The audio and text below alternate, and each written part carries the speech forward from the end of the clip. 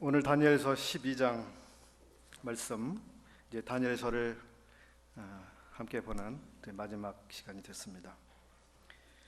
오늘 사회자님께서 선택해 주신 찬송 가운데 마지막 부른 찬송이 이 다니엘서의 마지막 절하고 아주 조화가 잘 되는 것 같습니다. 세상 짐을 다 내려놓고 이제는 참 쉬게 되는 다니엘의 모습이 그 12장의 마지막을 장식하고 있습니다. 너는 가서 마지막을 기다리라. 이는 내가 평안히 쉬다가 끝날에는 내 업을 누릴 것임이니라. 우리 모두가 참 다 동일한 그 소망이 있는 줄을 압니다.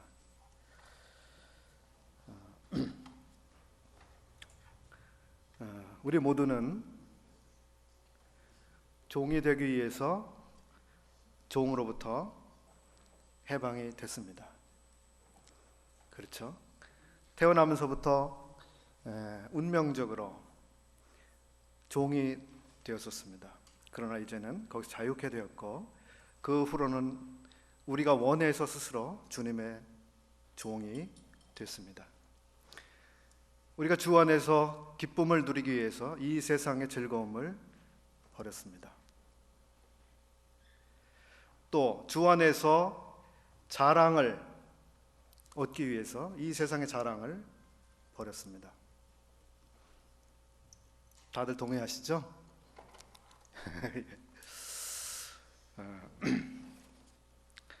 주님께서 우리로 자유케 하려고 자유를 주셨으니, 그런 말씀이 갈라디아서 말씀에 나옵니다.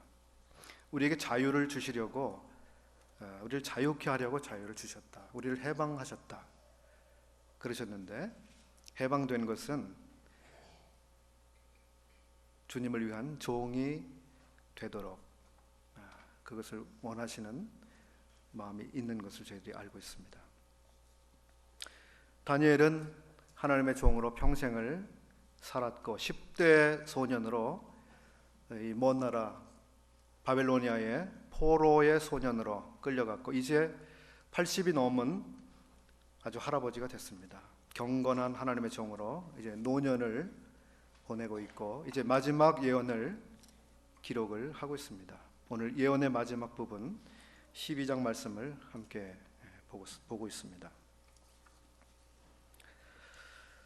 지난 시간에 말씀을 드린 것처럼 이 다니엘의 마지막 예언 가운데는 특별히 우리 눈에 보이지 않지만 분명히 존재하고 있는 엄청난 전쟁이 실존하고 있다고 하는 말씀을 드렸습니다. 그 예로 욥의 이야기를 말씀을 드리기도 했습니다. 또 에베소서에 나오고 있는 우리의 영적 전투에 대해서도 살펴보았습니다. 오늘날 근래에 저희들이 교회적으로 사사기 말씀을 함께 보고 있습니다. 매일 성경에서 사사기를 보는데, 그 사사기는 특별히 전쟁을 알지 못한 세대로 사사시대를 특정해주고 있습니다. 그 사사시대를 살았던 사람들은 여호와의 전쟁을 알지 못했던 사람들이었다. 그래서 여호와의 전쟁을 알지 못한 그 세대가 어떻게 살았는가 하는 것이 적나라하게 나옵니다. 우리는 하나님의 전쟁을 알아야 합니다. 그 전쟁의 성격이 무엇인지 알아야 합니다. 그 전쟁이 왜 일어나야 하는지를 알아야 합니다.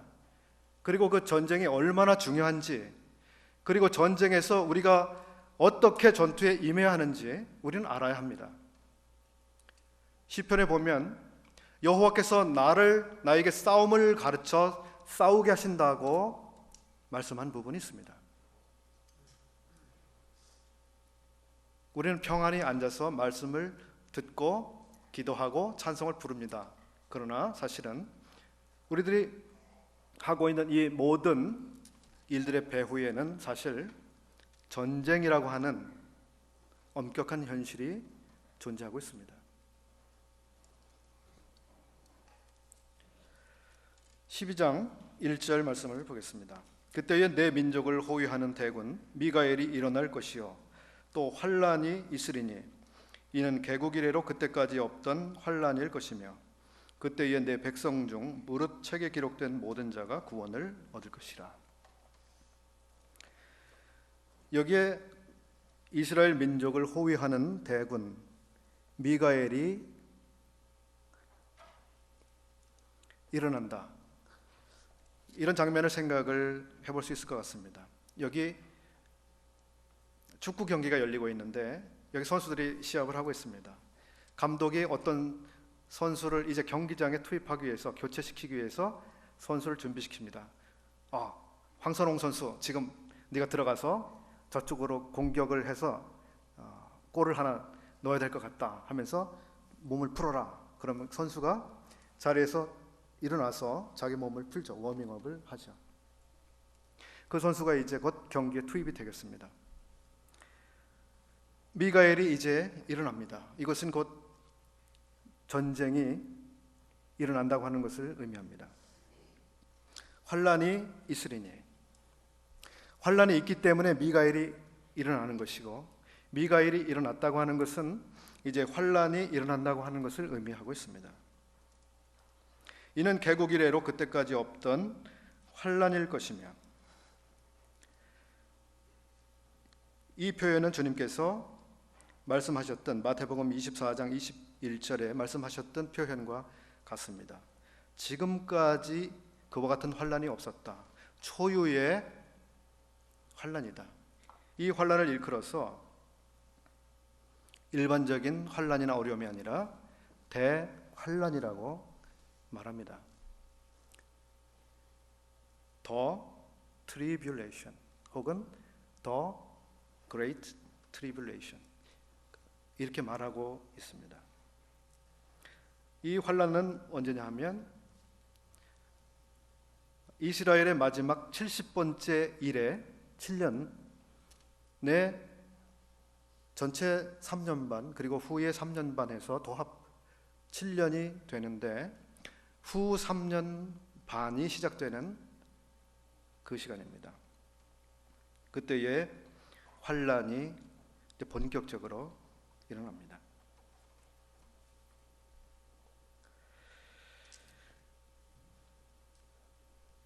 왜 이스라엘이 이와 같은 그 환란을 당해야 하는가? 계시록 12장 말씀을 한번 펴보겠습니다.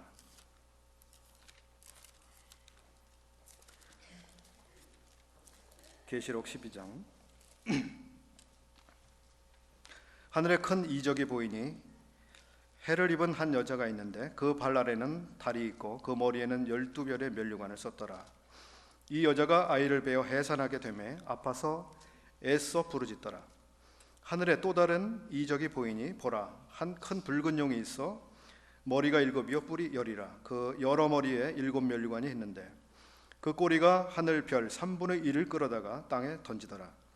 용이 해산하려는 여자 앞에서 그가 해산하면 그 아이를 삼키고자 하더니 여자가 아들을 낳으니 이는 장차 철장으로 만국을 다스릴 남자라. 그 아이를 하나님 앞과 그 보좌 앞으로 올려가더라. 그 여자가 광야로 도망하며 거기서 1260일 동안 저를 양육하기 위하여 하나님의 예비하신 곳이 있더라. 7절 하늘에 전쟁이 있으니 미가엘과 그의 사자들이 용으로 더불어 싸울세. 용과 그의 사자들도 싸우나 이기지 못하여 다시 하늘에서 저희의 있을 곳을 얻지 못한지라. 큰 용이 내어 쫓기니 옛뱀 곧 마귀라고도 하고 사단이라고도 하는 온 천하를 꿰는 자라. 땅으로 내어 쫓기니 그의 사자들도 저와 함께 내어 쫓기니라. 여기까지 보시게 되면 여기에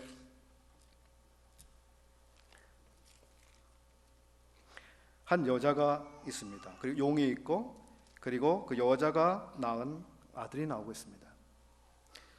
이 부분의 해석에 있어서는 어떤 그 해석을 따르는 성경학자든 통일되게 이것은 바로 예수 그리스도께서 출생하신 출생을 표현하고 있는 것으로 일치되게 이해를 하고 있습니다.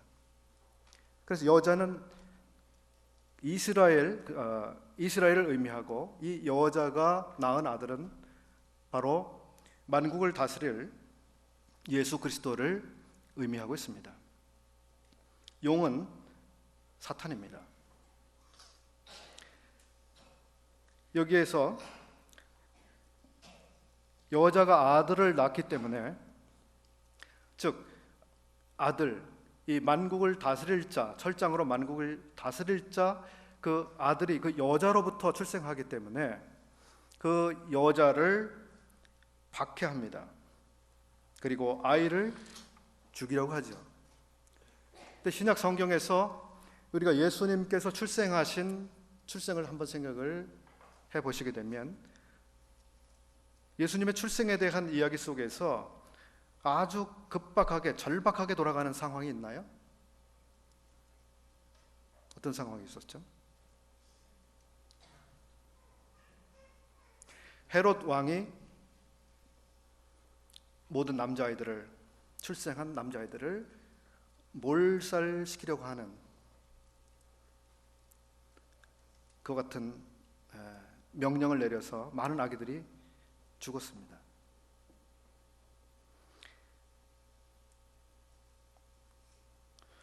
근데 우리가 그 복음서에서 예수 그리스도께서 태어나시고 그리고 그 당시 아기들이 죽은 그 사건에 대해서 사실은 그 일의 배후에서 일어나는 일, 그 성격은 계시록 12장에서 나타내 주는 것처럼 이것은 사탄이 하나님을 대항해서 싸우고 있는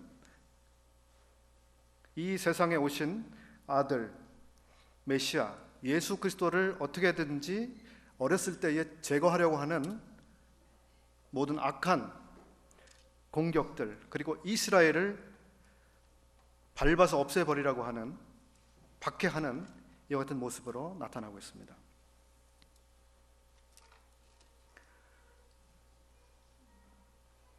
그래서 신약의 서신에서 자세하게 이 영적 전쟁에 대해서 그려지고 있지 않은 이와 같은 그 이야기들이 다른 성경에서는 아주 구체적으로 그 성격이 묘사되기도 합니다. 다니엘서 12장에서 일어나고 있는 이와 같은 개국 이래로 없던 그 같은 환란이 일어나게 되는 이유는 여러 가지 하나님의 목적하신 바가 있습니다. 이스라엘을 회복시키기 위한 방법으로서, 과정으로서, 혹은 열국을 심판하시고자 하시는 계획의 일부로서, 또 더 나아가서는 약속하신 왕국을 세우시기 위한 과정의 일부로서 그렇게 환란이 임하게 됩니다. 그러나 또 한편 이 환란은 예수 그리스도를 미워하는, 예수 그리스도께서 오시는 것을 방해하고자 하는, 어떻게든지 막아보고자 하는 세력의 음모이며 이 잔악한 술책입니다.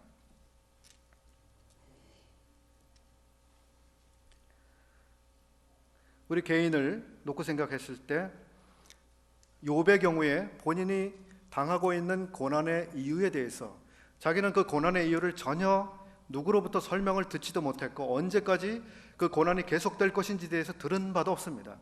다만 고통이 끊임없이 자기에게 임하고 있었고 자기는 인내 한계를 이미 벗어나고 있었습니다. 그는 하나님을 원망할 그만한 충분한, 그리고 하나님을 떠날, 하나님을 등질 충분한 환경 가운데 있었습니다. 그러나 욥은 그렇게 하지 않았습니다. 근데 사실은 그 일이 놀라운 하나님과 마귀 사이의 영적인 대결이었다고 하는 그 일이 욥에게는 숨겨져 있었던 것입니다. 오늘날 우리들의 삶에 있어서 우리가 알지 못하는 어떤 유혹, 고난, 괴로움, 이 모든 일들의 상황 속에서 우리가 눈에는 볼 수 없지만 그러나 우리가 경험하는 이면에서 벌어지고 있는 악한 자들과 그리고 하나님께 속해 있는 하나님의 사자들과 엄청난 대결이 우리의 배후에서 일어날 수 있다고 하는 것이죠. 때때로 우리가 어떤 것을 결정하느냐, 무엇을 따르느냐에 따라서 하나님이 기뻐하실 수도 있고 마귀가 기뻐할 수도 있습니다. 이것이 우리가 매일같이 경험하는 영적인 전투입니다.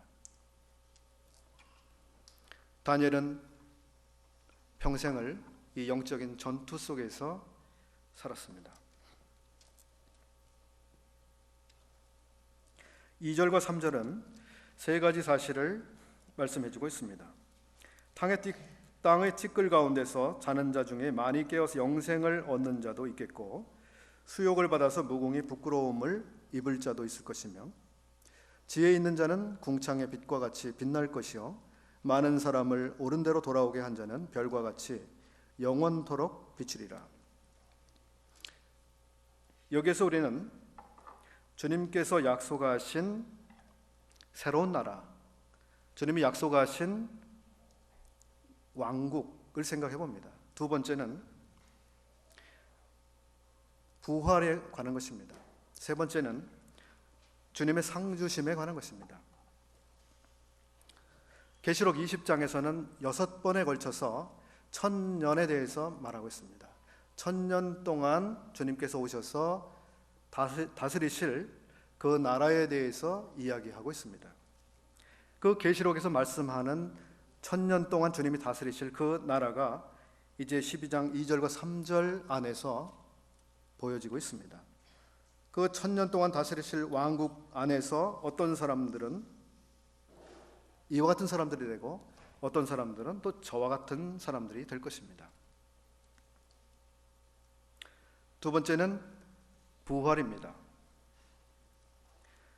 티끌 가운데서 자는 자들이 있습니다. 그 가운데서 영생을 얻게 되는 이와 같은 사람이 2절에 나옵니다. 이 사람들은 영생의 부활, 생명의 부활, 의인의 부활, 그리고 첫 번째 부활에 속해 있는 사람들입니다.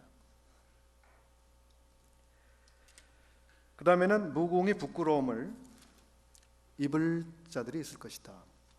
이 사람들은 이제 이 첫 번째 부활에 참여하지 못한 사람들입니다. 이 사람들은 의인의 부활에, 생명의 부활에 참여하지 못하는 사람들입니다.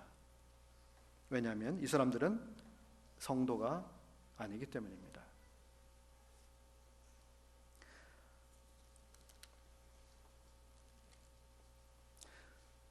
(3절에서는) 어떤 사람들은 궁창의 빛처럼, 또 어떤 사람들은 별과 같이 빛을 비추는 사람이 있습니다. 특별히 지혜 있는 자에 대해서, 그리고 많은 사람을 옳은 대로 돌아오게 한 사람들에 대한 보상과 상급을 의미하고 있습니다.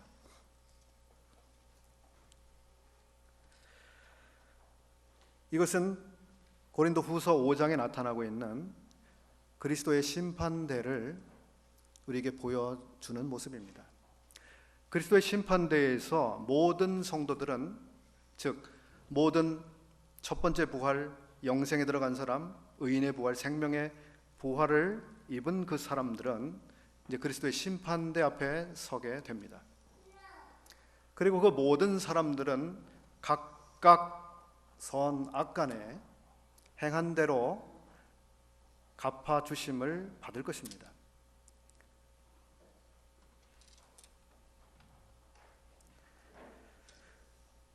어떤 분이 쉽게 이렇게 표현을 했습니다. 주님의 나라에서 예수 그리스도의 심판대 앞에서 모든 사람이 칭찬을 받게 될 것입니다. 그래서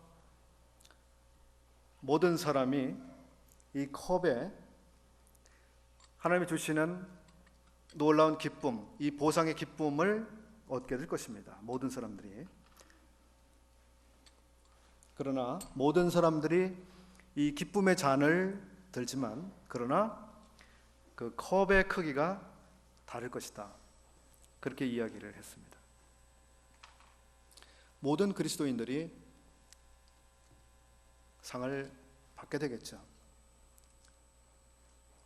그러나 동일하고 동등하게 그 상이 주어지지 않습니다. 차등이 있습니다. 엄격히 말해서 그리스도의 심판대에서 주시는 상은 상급 내지는 보상입니다.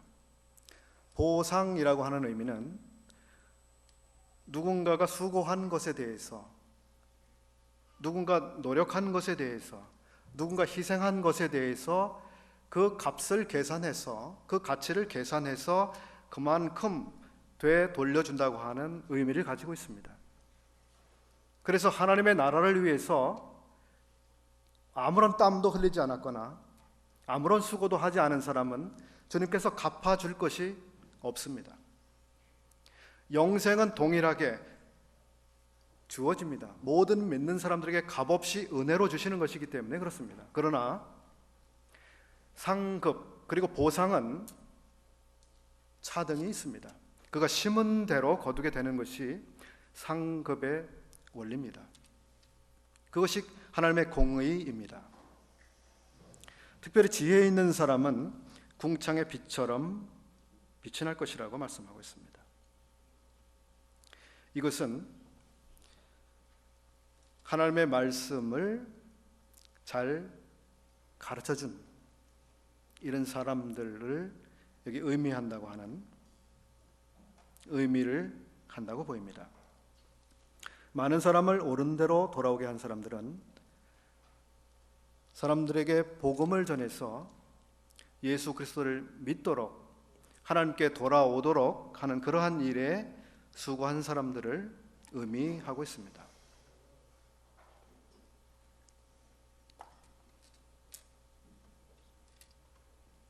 (4절) 다니엘아 이 마지막 때까지 이 말을 간수하고 이 글을 봉함하라. 많은 사람이 빨리 왕래하며 지식이 더하리라. 제가 구원을 받고 한 5년 이내에 그 종말에 관심이 참 많았고 또 그런 설교나 책을 많이 보았다는 말씀을 한번 드렸는데요. 그때 당시 접했던 내용 가운데 이 본문의 말씀은 대단히 종말이 임박해 있고 그 종말이 임박한 특징 가운데 하나로 많은 사람이 빠르게 왕래하는 그리고 지식이 증가하는 것이 이 말세로 치닫고 있는 증거의 하나다 이렇게 들었습니다. 그러나 건전하게 성경을 해석하고 있는 모든 학자들은 일치되게 이 부분의 말씀은 그런 의미로 이해를 하고 있지 않습니다. 많은 사람이 빨리 왕래하며 지식이 더하리라. 이것은 오히려 아주 긍정적인 의미에서 주님의 다시 오심을 나타내주는 의미를 담고 있습니다.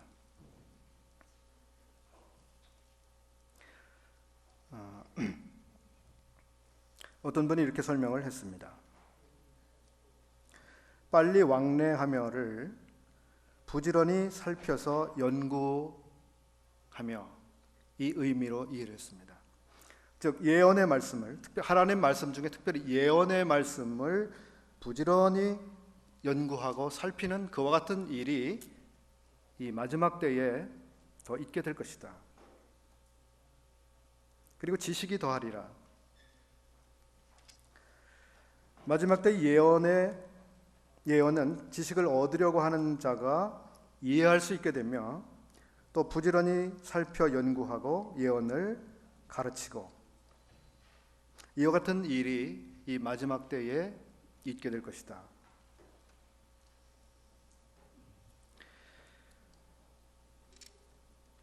이 앞서서 4절의 앞부분은 이 말을 간수하고 이 글을 봉함하라고 하는 말씀이 있습니다.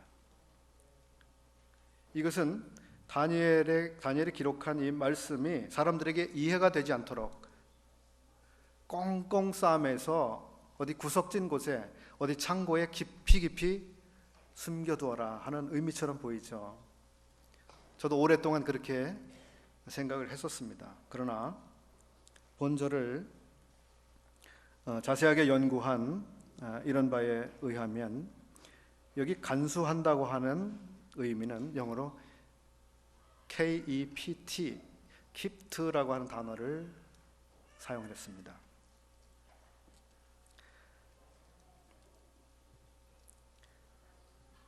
그런데 이 간수한다고 하는 말은 어떤 것이 너무 중요하기 때문에 도난당하지 않도록, 혹은 분실되지 않도록, 혹은 훼손되지 않도록 잘 보존한다고 하는 의미를 가지고 있습니다. 간수한다고 하는 말 속에는. 그러나 또 다른 면에서 이 간수한다는 말은 잘 사용하기 위해서 제대로 잘 가지고 있는 이런 의미를 가지고 있다고 합니다. 예레미야서 32장 말씀을 제가 읽어드리겠습니다. 예레미야서 32장 10절부터 12절. 여호와의 말씀같이 나의 숙부의 아들 하나멜이 시위대 뜰안 내게로 와서 이르되 청하노니 너는 베냐민 땅 아나돗에 있는 나의 밭을 사라. 기업의 상속권이 너에게 있고 물을 권리가 너에게 있으니 너를 위하여 사라 하는지라. 내가 이것이 여호와의 말씀인 줄 알았으므로 내 숙부의 아들 하나멜의 아나돗에 있는 밭을 사는데 은 17세겔을 달아주되 증서를 써서 인봉하고 정인을 세우고 은을 저울에 달아주고 법과 규례대로 인봉하고 인봉치 아니한 매매 증서를 내가 취하여 나의 숙부의 아들 하나멜과 매매 증서에 인친 정인의 앞과 시위대 뜰에 앉은 유다 모든 사람 앞에서 그 매매 증서를 마세야의 손자 네리야의 아들 바룩에게 붙이며. 예레미야는 땅을 샀습니다. 매매 계약서를 체결하고 이제 서류에 의해서 이 거래가 성사됐습니다. 땅을 자기가 샀습니다. 그리고 이제 매매 증서가 작성이 됐는데 두 부를 작성을 했습니다. 그 중에 매매 증서 중에 하나는 어떻게 했습니까? 인봉했습니다. 11절에. 그리고 또 다른 하나는 인봉치 아니했습니다. 하나는 그 인봉해서 보관용으로, 오늘날 우리가 부동산 거래를 하면은 계약서를 그 세부를 작성하잖아요. 세부를 작성해서 당사자가 하나씩 갖고 부동산 그 사무소에 하나를 두고 이렇게 하잖아요. 어떤 때는 또 우리가 아주 중요한 서류들은 복사를 해서 원본은 잘 간직해 두고 사본을 가지고 어떤 일을 보기도 합니다. 여기 매매 증서가 두 부가 있는데 예레미야가 하나는 인봉을 했습니다. 그리고 다른 하나 인봉치 아니한 증서는 가지고 취하여 이제 사람들 앞에 가서 이 매매 사실을 알립니다. 그래서 다니엘이 이제 그 12장 4절에서 이 말을 간수하고라고 하는 말에는 이 두 가지, 즉 하나는 이 예언의 말씀을 변질되지 않도록 잘 간수해야 한다고 하는 의미가 있고, 또 하나는 이것을 사람들에게 잘 알리도록 사용될 수 있도록 그와 같이 네가 가지고 있어야 된다고 하는 의미를 가지고 있다고 합니다. 그래서 이 다니엘의 예언의 말씀은 사람들에게 알려지고 사람들이 그 예언의 말씀을 이해하고 알아서 이 하나님의 경륜을 아는 가운데 자기를 준비할 수 있도록 하기 위한 목적이 있다고 하는 것입니다. 여기 봉함하라고 하는 말씀이 또 나옵니다. 이것은 영어로 sealed입니다. 도장을 치는 거죠.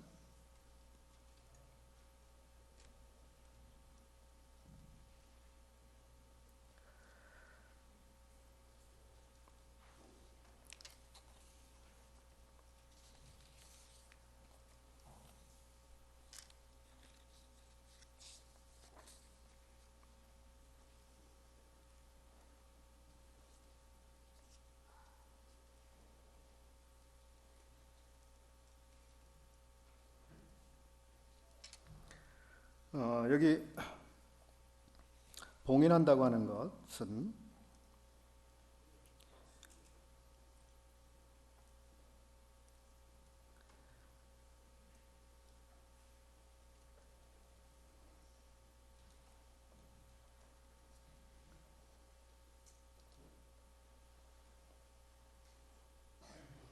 마태복음 24장 15절 말씀에 있는 것을 참고해 보겠습니다.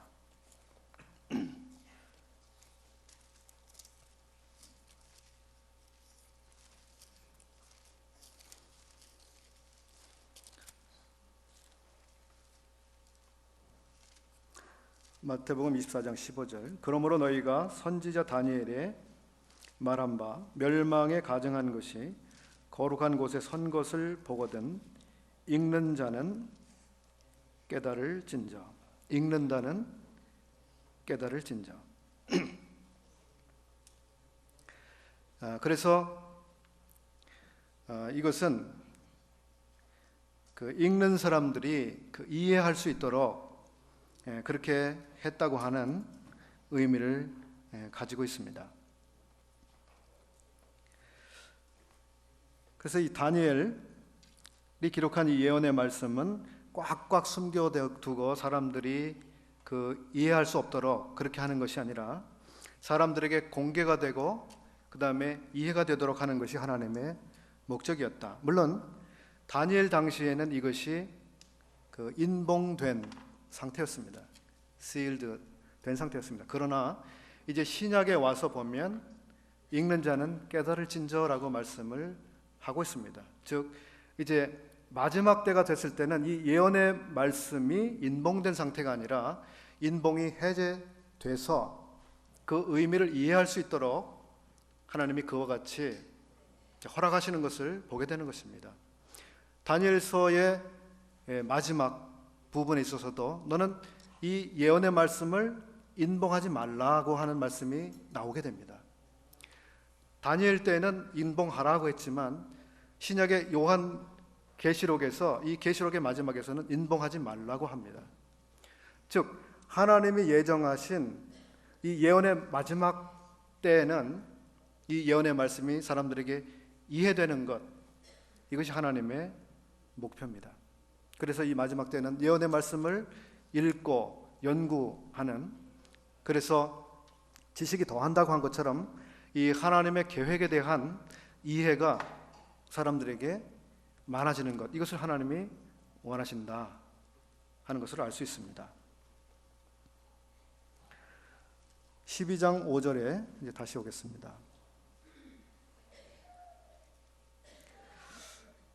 이 부분은 조금 시간상 생략을 하겠고요. 이제 9절. 그가 가로되 다니엘아 갈지어다 대저 이 말은 마지막 때까지 간수하고 봉함할 것이니라. 많은 사람이 연단을 받아 스스로 정결케 하며 희게 할 것이나 악한 사람은 악을 행하리니 악한 자는 아무도 깨닫지 못하되 오직 지혜 있는 자는 깨달으리라. 이제 마지막 때에 이 예언의 말씀은 사람들이 연구하고 또 공부하고 전해지고 이해가 되는 그와 같은 예언이 될 것인데, 이와 같은 상황에서도 어떤 사람들은 이제 연단을 받아서 스스로 정결케 되는 사람들이 있습니다. 이와 반면에 어떤 사람들은 여전히 악을 행하고 그리고 악한 가운데서 있게 되는 이런 사람들이 있습니다. 이제 11절에는 또다시 이제 숫자가 나오고 있습니다. 매일 드리는 제사를 폐하며 멸망케 할 미운 물건을 세울 때부터 1290일을 지낼 것이요. 멸망케 할 미운 물건을 세울 때부터. 몇 차례 말씀을 드린 것처럼 이 마지막 때에 적 그리스도가 성전에 앉아서 자기를 보여 하나님이라고 말하고 거기에 우상을 세워놓고 우상을 숭배하게 만드는 일이 있을 것을 살펴보았습니다. 멸망케 할 미운 물건이 성전 안에 세워지는 그때부터 해서 1290일이라고 하는 날짜가 카운트가 되고 있습니다. 1290일.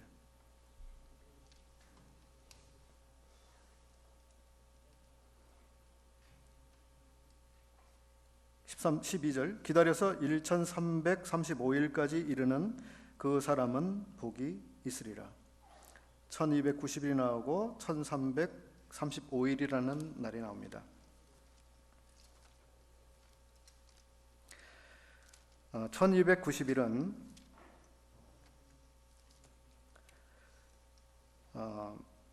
그 1260일이라고 하는 날이 계시록 11장 3절부터 6절에 나옵니다.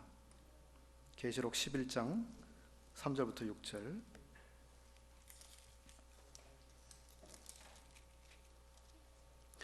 내가 나의 두 증인에게 권세를 주리니 저희가 굵은 베옷을 입고 1260일을 예언하리라. 이 같은 예언의 말씀이 있습니다. 이것은 후 3년 반, 1260일은 후 3년 반을 의미합니다. 그러면 1290일이라는 숫자가 나오잖아요. 그러면 1290일에서 1260일을 빼면 30일이라고 하는 날짜의 차이가 나옵니다. 그럼 그 30일은 무슨 의미일까?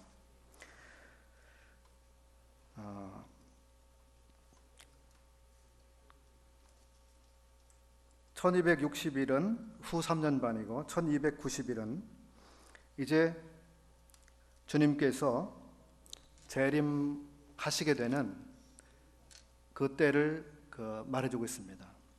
1290일.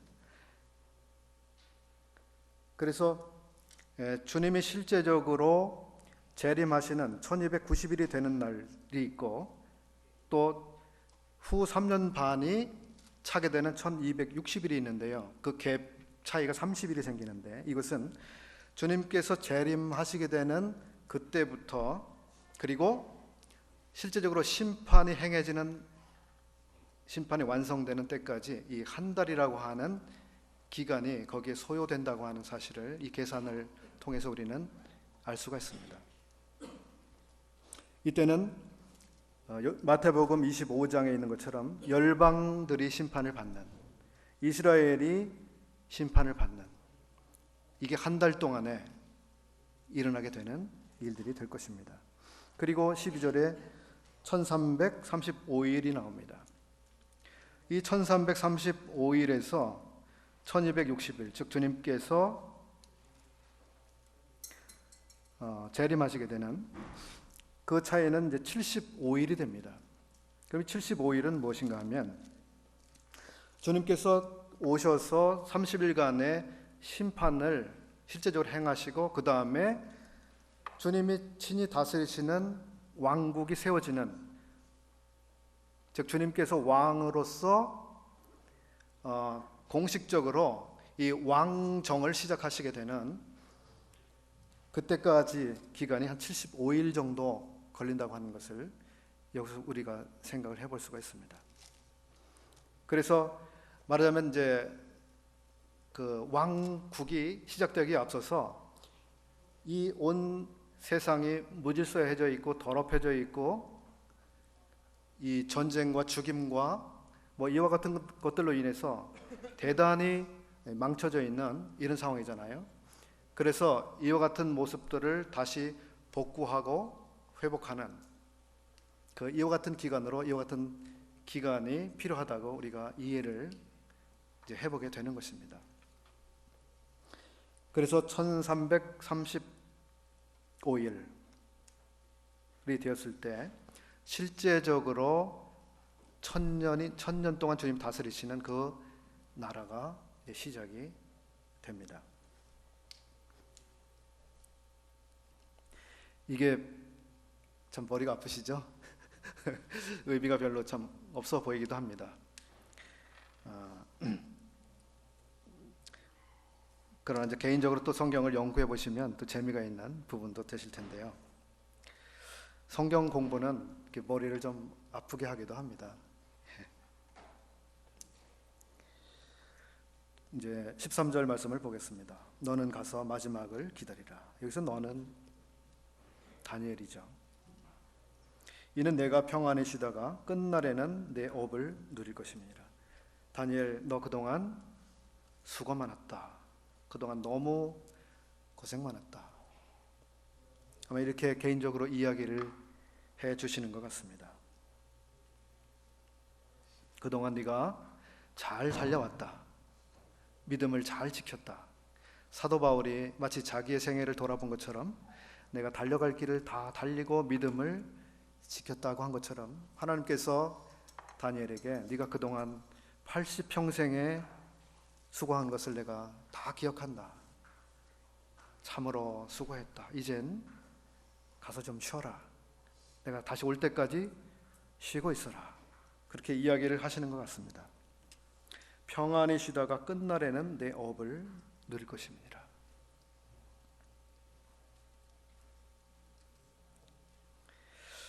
이런 이야기를 들으면 참 얼마나 좋을까요? 그동안 참 수고했어. 제가 참 재미있게 보는 성경 말씀 가운데 한 곳이 요한복음의 마지막 부분인데요. 거기에 요한이 나오고 베드로가 나오고 또 주님이 나옵니다.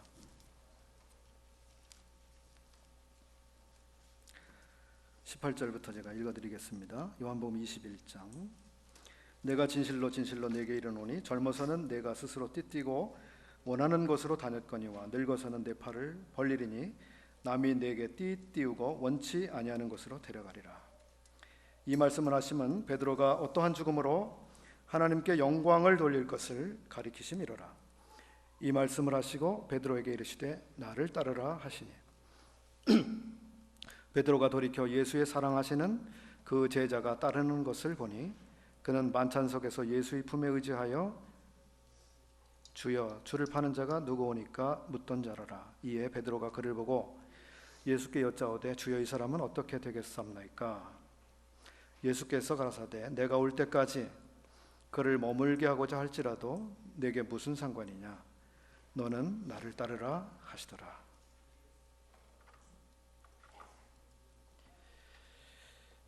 이 말씀이 왜 재밌냐면요. 베드로가 주님 사랑한다고 하니까 내 양을 먹이라 그러셨고, 그러면서 네가 젊어서는 네가 원하는 대로 살고 네가 원하는 대로 나를 따르고 나를 섬길 수 있지만 이제 그렇게 되지 못하는 날이 온다.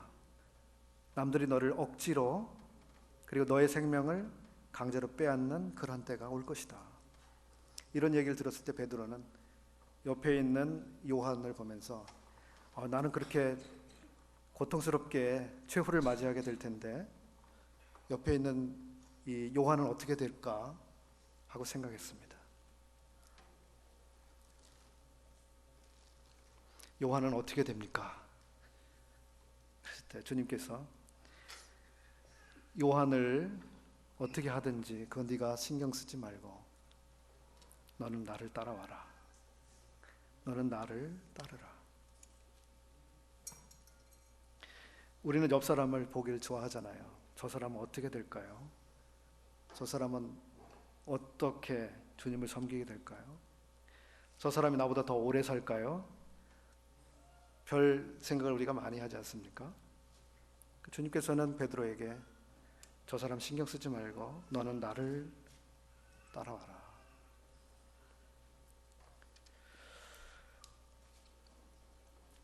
우리는 옆 사람을 보는 대신에 주님께서 너는 나를 따르라고 하신 말씀을 계속 유념을 하면서 너는 나를 따르라 하는 말씀을 들었으면 좋겠습니다. 다니엘은 평생을 그와 같이 하나님을 섬겼습니다. 이제 그의 길을 다 가고 편안히 쉴 때가 됐습니다. 주님께서 우리를 쉬게 하실 때까지 우리가 주님을 계속해서 따랐으면 좋겠습니다. 주님께서 우리의 짐에서 짐을 내려놓게 하셨습니다.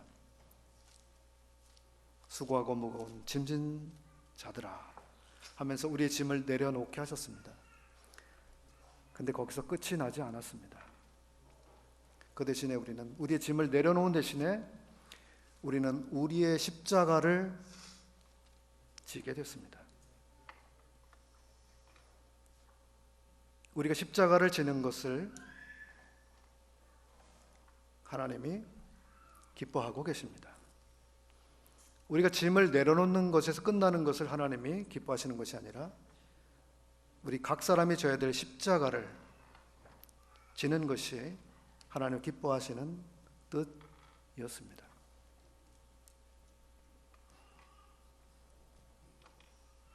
지금까지 잘 십자가를 지신 것처럼 계속 모든 분들이 십자가를 잘 지시고 주님을 따르시게 되기를 바랍니다. 다니엘의 평생 동안 주님께서 그를 인도하시고 그를 보호하시고 그를 사랑하시고 그를 높이시고 그를 사용하셨습니다. 얼마나 값진 생애를 살았습니까? 그는 하나님을 섬기고자 했습니다. 그는 믿음을 지키고자 했습니다. 그는 하나님께 영광을 돌리길 원했습니다. 그런 그를 하나님이 쓰셨습니다. 우리 모두가 그와 같은 마음으로 주님을 섬기고 주님이 사용하시는 값진 생애를 사시게 되기를 바랍니다. 감사합니다.